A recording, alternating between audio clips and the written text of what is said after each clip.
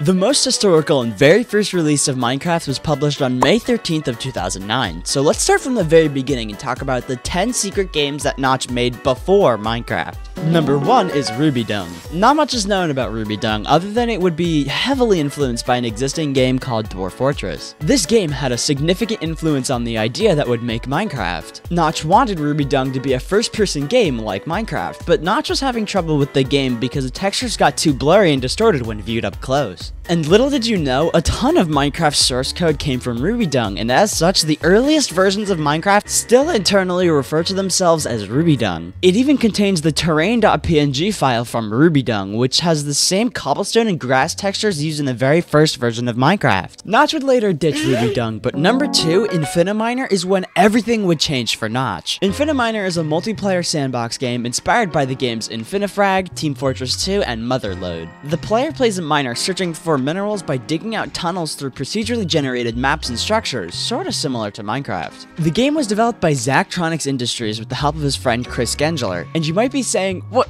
Chess, this game wasn't made by Notch. These are supposed to be Notch's games. And yes, you're right, but little did you know that this game was the game that inspired Notch to make Minecraft. He even said he wishes he made a game like Infiniminer. Even though he didn't make it, I think it's still significant enough to belong on this list. Although one of the influences for Minecraft's creation wasn't originally made by Notch, number 3, Legend of the Chambered, was. Legend of the Chambered, or LOTC, was one of Notch's biggest projects before his creation of Minecraft. LOTC was a series of games where the player must explore extreme labyrinths of winding stone chambers to find the end of the dungeon. On your way, you will encounter enemies trying to kill you to reset your progress and force you to lose all your items. And the items in this game are the most important part of why this game is and should be remembered. A lot of the textures in the game, like the text font, armor, weapons, and food, were reused from this game and put into Minecraft. The quiver, which holds all the players as arrows, also has a significance as it was a feature that Mojang debated on adding to Minecraft not too long ago, and it even would have used the same exact texture used in LOTC. Legend of the Chambered is very well known in the community for having its textures ported to Minecraft. However, number 4, Zombie Town is not well known and is the origin for something really important. Zombie Town is essentially a test game and was never fully developed. However, something from this game would create one of gaming's most famous and recognizable icons, Minecraft Steve, which technically should be called Zombie Town Steve since that's where they originally were introduced. But when Notch was creating Minecraft, he admired the blocky design of the characters from Zombie Town and he thought it would fit well with Minecraft style. So he ported those characters into Minecraft, which would be Minecraft's first mob called humans. And one thing Notch used to do was make submissions for game development challenges, which brings us to number 5, Minecraft 4K. Now don't be fooled by the 4K in the name. This game was far from being in a 4K resolution. This game was made for the Java 4K contest where developers had to make a game with a size of fewer than 4 kilobytes. This version is probably the most minimal Minecraft could ever get, spawning you in a 64 by 64 world with 7 unique blocks.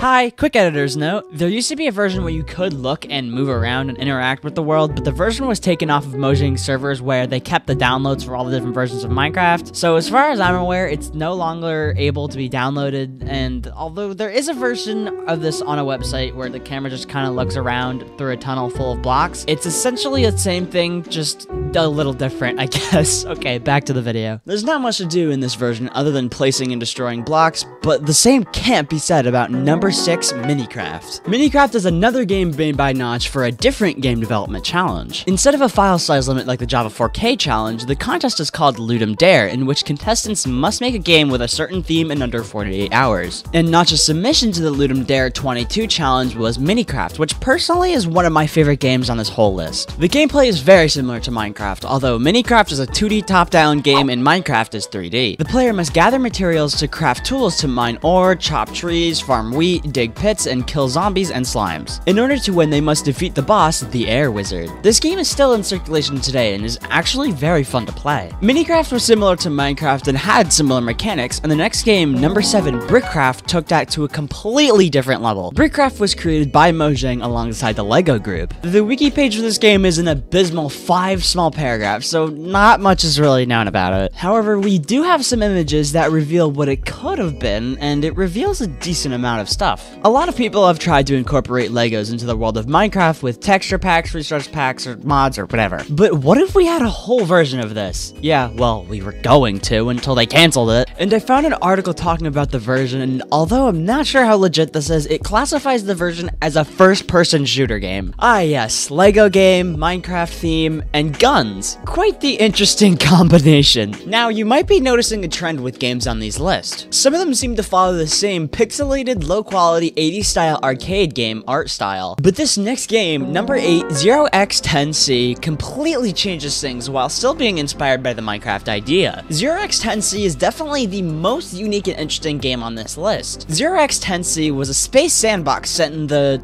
well, very distant future on your own spaceship. You could create and customize your own spaceship, engage in space battles against the AI or other players online, and just so much more. It really reminds me of a game out today called No Man's Sky.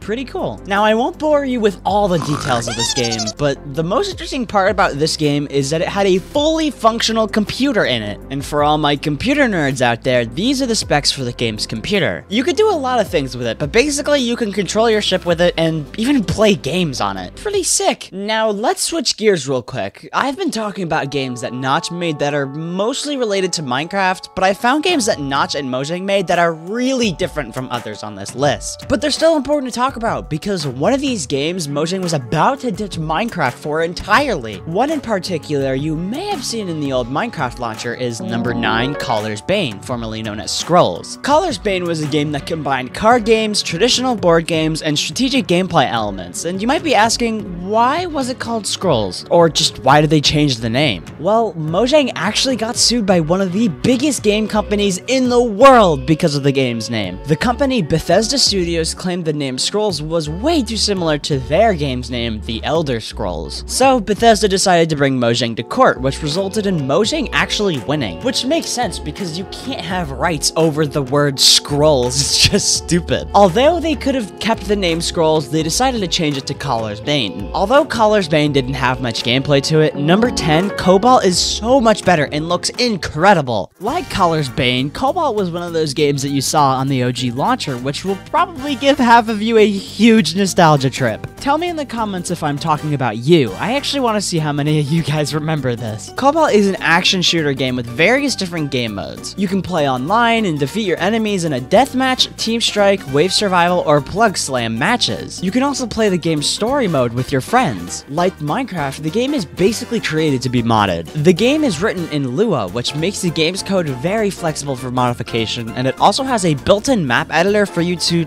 well, build your own maps. And did you know that there is a 100% chance that you'll like this video, so don't miss out on it. Also, make sure you're subscribed and turn on notifications. I also stream right here on YouTube, and yeah, they're kind of amazing, so okay, bye, subscribe!